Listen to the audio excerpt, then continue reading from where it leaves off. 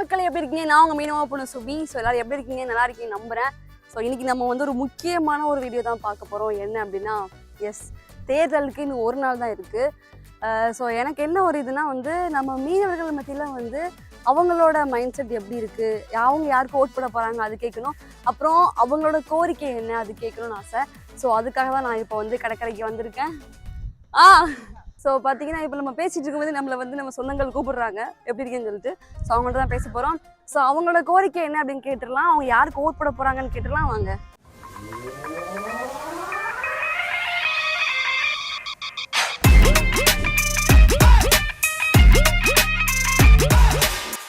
எப்படி இருக்கீங்க? நான் நல்லா இருந்து நான் சோபிட்டு தானே. சரி, இப்போ எலெக்ஷன் வருது, தேர்தல் வருது இல்லையா? ஆமா. நீங்க யாருக்கு ஓட் போட போறீங்க? முக ஸ்டாலின். இப்போ வந்து கைக்கு தான் போட வேண்டியிருக்கு, கை தான் இருக்கு. இப்போ உள்ள பிள்ளை எல்லாம் சைஸ் பிள்ளை எல்லாம் என்ன ஆகுதுன்னா, விஜய் தான் சாகுது. ஆனா வராது. அப்படியா? சரி, உங்க ஓட்டு கைக்கா? என் ஓட்டு கைக்கு தான். சரி, இப்போ யார் ஜெயிக்கிறாங்களோ அவங்க கிட்ட வந்து உங்களோட மீனவர்களுக்கான கோரிக்கை என்னது? மீனவர்கள் எல்லாம் போட்டு தந்திருக்கேன். இதுக்கு மேல என்னத்தை போடணும்? இது பிடிக்கிறதுக்கு யாராவது லெவல் இல்லாம இருக்குது, அதையும் லெவல் பண்ணி தந்துட்டான். இனிமே என்ன தேவை? அதனால உங்களுக்கு மீனவர்கள் சார்பா எதுவுமே கோரிக்கை இல்லை? எனக்கு ஒன்றும் தேவையில்லை.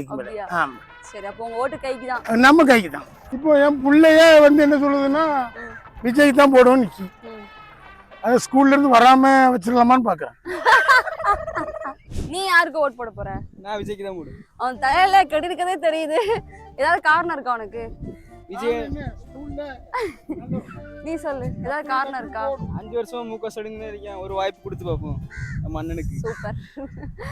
ஸோ கரெக்டா சொல்றான். 5 வருஷமா வந்து ஸ்டாலின் சார் இருக்காரு. ஸோ இந்த ஒரு டைம் வந்து நம்ம விஜய் அண்ணாக்கு வாய்ப்பு கொடுக்கலாம்னு சொல்றான். நீங்க யாருக்கு ஓட் போட போறீங்க? ஏதாவது காரணம் இருக்கா? காரணமே இல்லாம கூட வந்து விஜய் அண்ணாக்கு தான் ஓட்டு போடுவேன்னு சொல்றாங்க. மக்களே, இது வரைக்கும் பார்த்ததுல பாத்தீங்கன்னா ஒரு டிஎம்கே 2 டிவிகே. இப்போ எலெக்ஷன் வருது அப்படிதானே? நீங்க வந்து யாருக்கு ஓட் போடலான்னு இருக்கீங்க? நான் வந்துக்கிட்டு அதை சொல்லாம சொல்லுங்க. நான் வந்து ஸ்டாலினுக்கு தான் ஓட்டு போடலாம். சரி, இப்போ சரி, ஓகே, அவங்களே ஜெயிக்கிறாங்கன்னு வச்சுக்கோங்களேன். உங்களுக்கு வந்து நம்ம மீனவர்கள் சார்பா நம்ம ஊர் சார்பா ஒரு கோரிக்கை இருக்கும் இல்லையா? என்னென்ன கோரிக்கைகள் இருக்கு உங்களுக்கு? அதாவது இந்த ஊர்ல வந்து தூண்டிப்பாலம் போட்டிருக்காங்க, நிறைவாண்டும் செய்யல. அதாவது கடல் வாங்கல் வந்தாலே மீனவர்கள் வந்து கடலுக்கு போகாம ஒசகரிக்க வேண்டிய நிலை தான் வருது. முழுமையா இன்னும் அதை பண்ணி தரையில. ரெண்டாவது வந்துக்கிட்டு நம்ம ஊர் ஒரு 15,000 ஜனத்தொகை இருக்கும். இதுல வந்து ஒரு ஆஸ்பத்திரி கிடையாது நமக்கு. எதுனாலும் வெளியூர்ல ராத்திரியில வண்டி பிடிச்சிதான் நம்ம வெளியே போறோம். ஒரு பேர்கால டைமோ ஒரு குழந்தையோ பெரிய ஆளுக்களோ வெளியூர் தான் 18-20 கிலோமீட்டர் தாண்டி தான் நம்ம போக வேண்டி இருக்கு. தண்ணி நம்ம மக்களுக்கு இவ்வளவு பேருக்கு தண்ணி வந்துக்கிட்டு 10 நாளைக்கு ஒரு நேரம் கூட 2 குடம் 3 குடம் தான் கிடைக்குது. ஒரு குடம் 5 ரூபா 6 ரூபா கொடுத்து தான் நம்ம குடிக்க தண்ணி வாங்குறோம். தண்ணி முக்கியமான ஒண்ணு.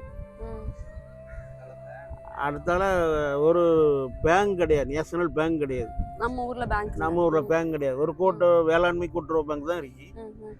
நேஷனல் பேங்க் ஒன்றும் இதுவரையெல்லாம் கிடையாது. ஆனால் வெளிநாட்டில் வேலை செய்கிறவங்க நம்ம ஊரில் கிட்டத்தட்ட ஒரு 500 பேர் இருப்பானே வருமானு கூட ஒரு 1000 பேர்கிட்ட இருக்காங்க. அப்படின்னு நேஷனல் பேங்க் நம்ம ஊருக்கு கிடையாது. அது முக்கியமாக தேவை. தண்ணி தேவை. இந்த தூண்டில் பாலம் முழுமையாக நமக்கு போட்டு தரணும். ஆஸ்பத்திரி தேவை.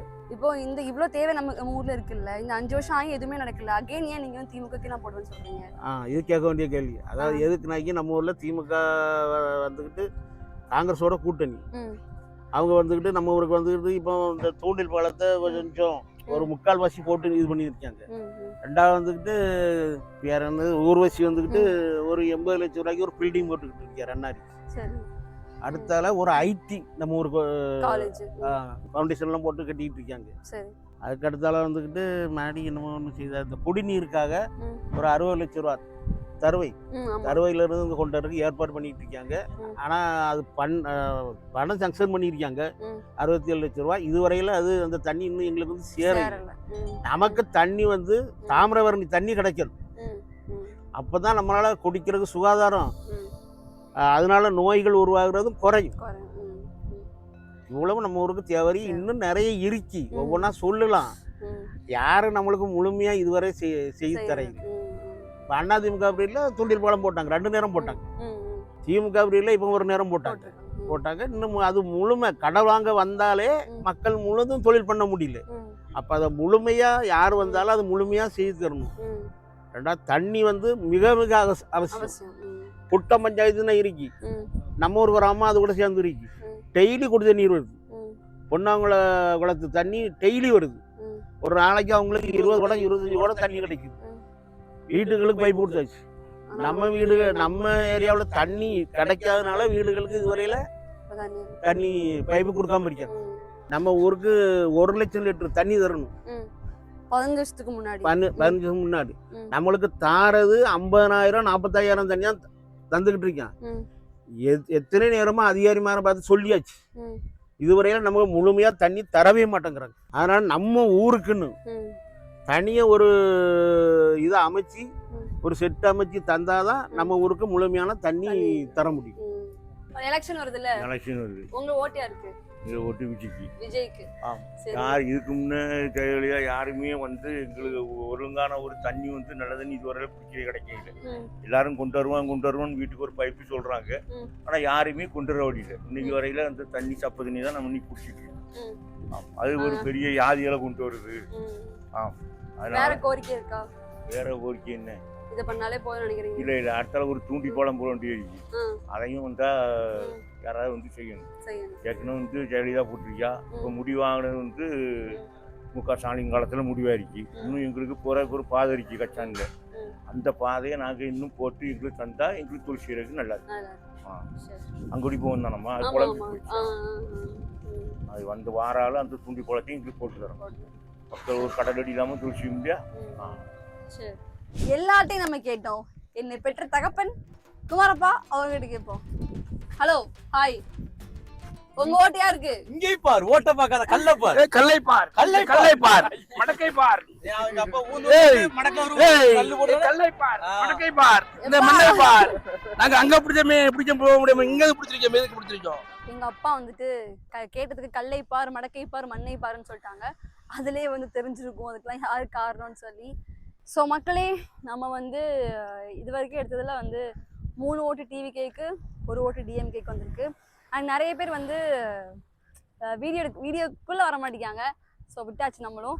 பட் நிறைய பேர் நிறைய விஷயங்கள் சொன்னாங்க, நான் நிறைய கற்றுக்கிட்டேன். அண்ட் எல்லாருமே சொன்ன மெயினான பிரச்சனை வந்து எங்கள் ஊரில் வந்து தண்ணி பிரச்சனை.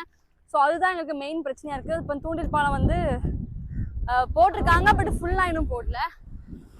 அப்புறம் தண்ணி பிரச்சனை, இதுதான் 2 மெயின் பிரச்சனையாக இருக்குது. அப்புறம் பேங்க் இல்லை. ஓகே, பார்ப்போம். ஸோ ஓகே மக்களே, வர்ற 23ஆம் தேதி எல்லாருமே மறக்காமல் ஓட் பண்ணிடுங்க. ஒவ்வொரு ஓட்டுமே ரொம்ப ரொம்ப முக்கியமான ஒன்று. ஸோ உங்களோட ஜனநாயக கடமையை நிறைவேற்றுங்க. ஓகே, பாய்.